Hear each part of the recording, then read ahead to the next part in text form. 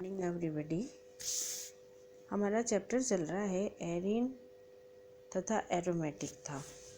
उसके अंतर्गत आज का जो हमारा टॉपिक है वो है एक्टिवेटिंग एंड डीएक्टिवेटिंग सब्स्टिट्यूएंट्स, सक्रिय कारक एवं निष्क्रिय कारक या विसक्रिय कारक प्रतिस्थापी। अभी क्या होते हैं उनको हम लेते हैं। सबसे पहले हम लेते हैं एक्टिवेटिंग सब्स्टिट्यूएंट ग्रुप्स। जो समूह बेंजीन रिंग का सक्रियण कर देते हैं उन सबको हम सक्रिय कारक समूह कहते हैं, और जो ग्रुप बेंजीन वलय का निष्क्रियण कर देते हैं उनको हम निष्क्रिय कारक समूह या डीएक्टिवेटिंग सब्स्टिट्यूएंट ग्रुप्स कहते हैं। प्रतिस्थापी समूहों के विभिन्न इलेक्ट्रॉनिक प्रभाव के आधार पर ही हम ये ज्ञात करते हैं कि उस समूह से बेंजीन वलय का एक्टिवेशन होगा या फिर डीएक्टिवेशन होगा। अब इसको समझने के लिए इसको कुछ ग्रुप्स में डिवाइड किया गया है। पहला हम लेते हैं +I तथा अतिसंयुग्मन प्रभाव वाले groups exerting +I and hyperconjugative effect।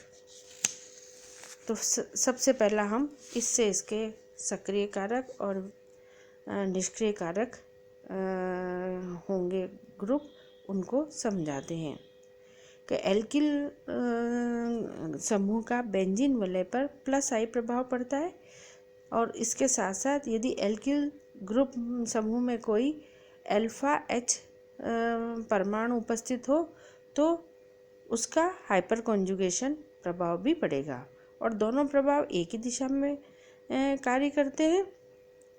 तो उसके कारण बेंजीन रिंग पर इलेक्ट्रॉन घनत्व में वृद्धि होती है, और जब इलेक्ट्रॉन घनत्व में वृद्धि होती है तो इस प्रभाव से बेंजीन वलय की क्रियाशीलता में भी वृद्धि हो जाती है।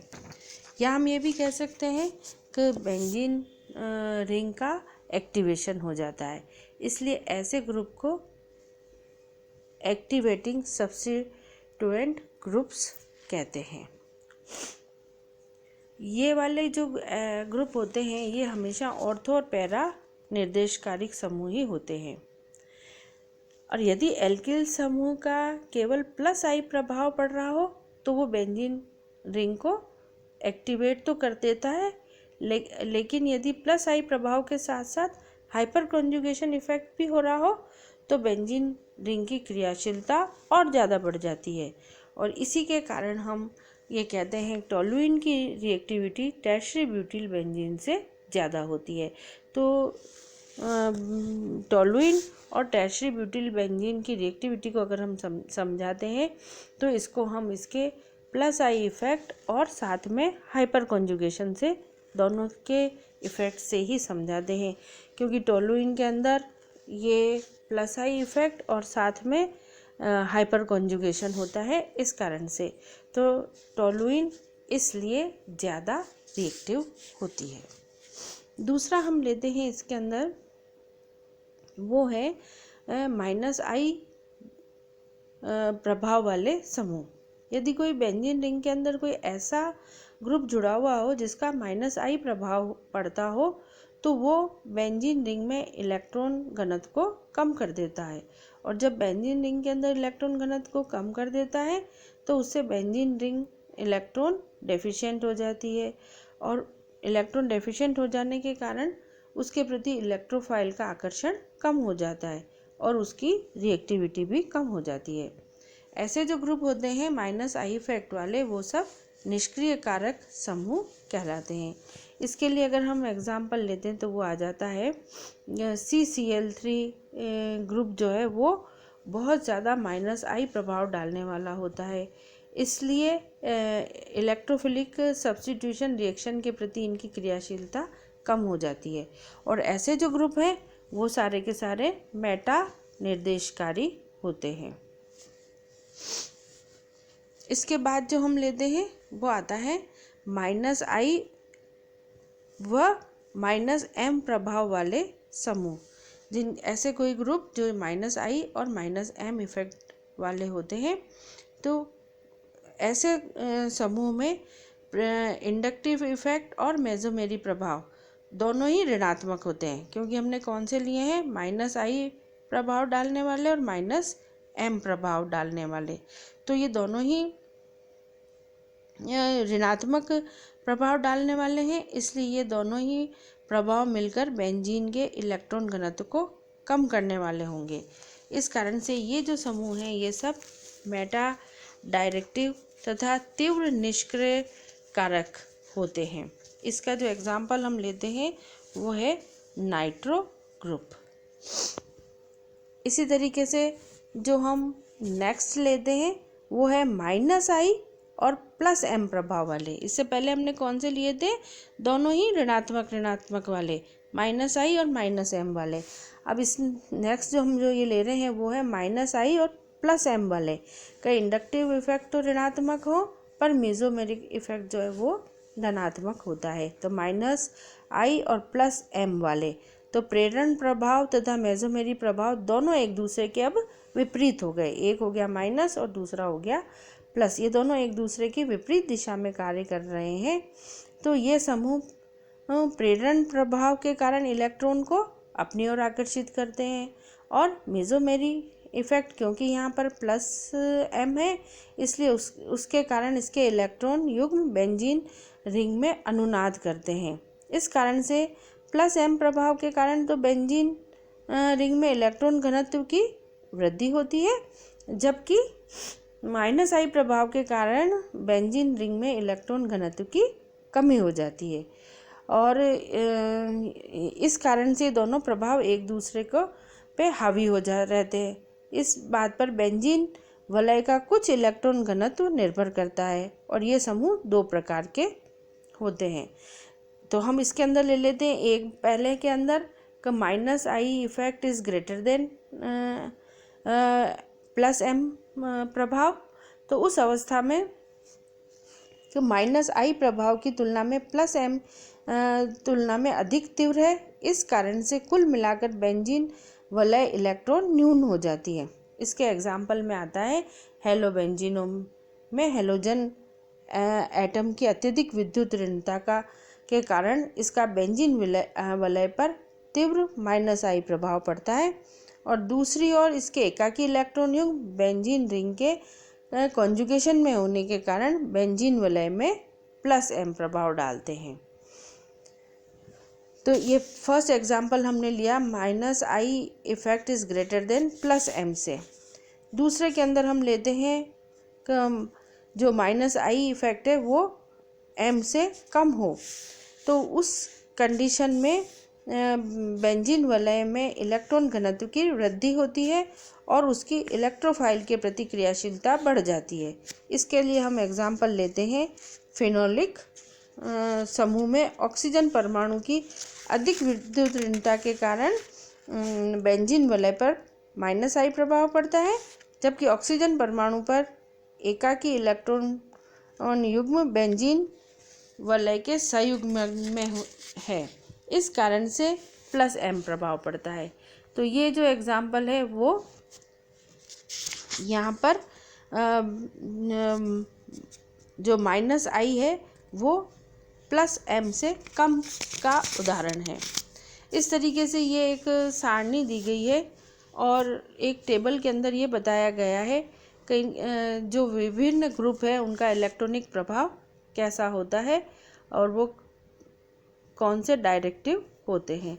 तो ये इस टेबल के अंदर समझाया गया है और उसमें ये बताया गया ये वाले ग्रुप जो है वो एक्टिवेशन वाले होंगे या डीएक्टिवेशन वाले, और कौन से डायरेक्टिंग होते हैं। तो इस तरीके से इस टेबल से हम इन ग्रुप के बारे में ये बता सकते हैं कि ये कौन से डायरेक्टिंग है और ये सक्रियण वाले हैं या निष्क्रियण वाले हैं। अब इसको में हम इसके साथ साथ कुछ ये भी लेते हैं जो इलेक्ट्रॉनिक प्रभाव के आधार पर हमने ये देखा कि कुछ समूहों का निर्देशकारी प्रभाव क्या होगा, और इसको ज्ञात करने की कुछ पुरानी विधियां भी है। उसके अंदर अब जो हम लेते हैं उसमें आता है क्रम ब्राउन एवं गिब्सन का नियम, इसके अलावा हेमिंग और इलिंगवर्थ नियम, पर इन सब का जो महत्व है वो बहुत ही कम है। इसी तरीके से जो नई वाली ये थ्योरीज इसमें आती हैं उसके अंदर हम लेते हैं एक तो इलेक्ट्रॉनिक थ्योरी, इसके अलावा इसमें एरिनियम धनायन का स्थायित्व, ये सब इस के जो आधुनिक सिद्धांत हैं उससे इनको बताते हैं। अब हम तो मेन हमारे इसके ऊपर आ जाते हैं ओरिएंटेशन, अभिविन्यास। तो बेंजीन रिंग में यदि एक से अधिक प्रतिस्थापी समूह जुड़े हों तो उसकी सापेक्ष स्थिति को उसका अभिविन्यास कहते हैं। जैसे कोई हम एक एग्जाम्पल लें कि कोई द्विप्रतिस्थापी यौगिक ऑर्थो समावयवी है या वो मेटा या पैरा है, इसे हम उस यौगिक का ओरिएंटेशन कहते हैं।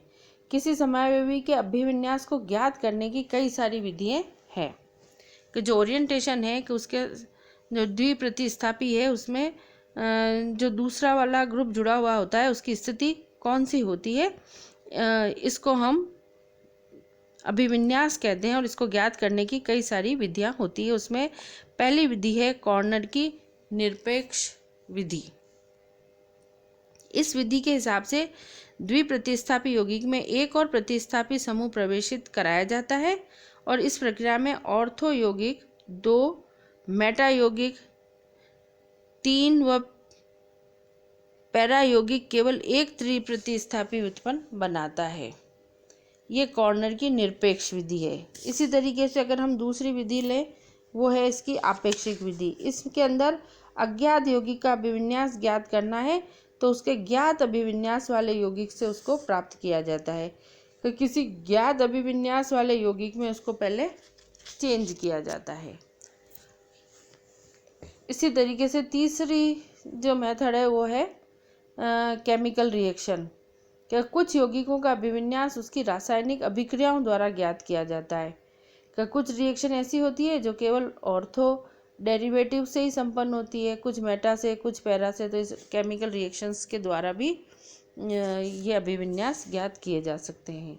इसके अलावा एक मेथड और आता है और वो है द्विध्रुव आघूर्ण द्वारा, bye dipole moment.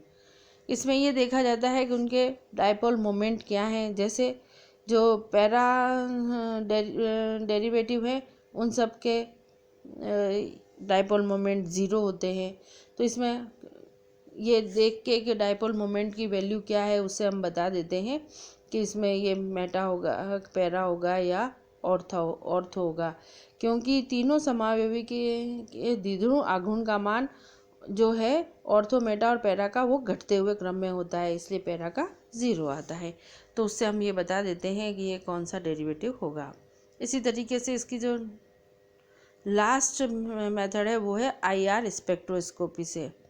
IR spectro का रीड करके और उससे भी हम ये बताते हैं कि ऑर्थो, मेटा और पैरा समावयवी के लिए जो इनके मान हैं वो किस प्रकार होते हैं और उससे फिर हम ऑर्थो, मेटा और पैरा डेरिवेटिव को समझाते हैं कि किस जो स्पेक्ट्रा है वो ले लिया जाता है, फिर स्पेक्ट्रा का रीड किया जाता है और कहाँ पर उसकी रीडिंग आती है उससे हम ऑर्थो, मेटा और पैरा बताते हैं। तो ये कुछ मेथड है इनको बताने के कैसे। खास तो इसके अंदर ये देखना होता है कि जो ग्रुप दिया गया है वो ऑर्थो डायरेक्टिंग होगा या ऑर्थो और पैरा डायरेक्टिंग होगा या फिर मेटा डायरेक्टिंग होगा। इस तरीके के क्वेश्चन ही एग्ज़ाम में आते हैं। Thank you.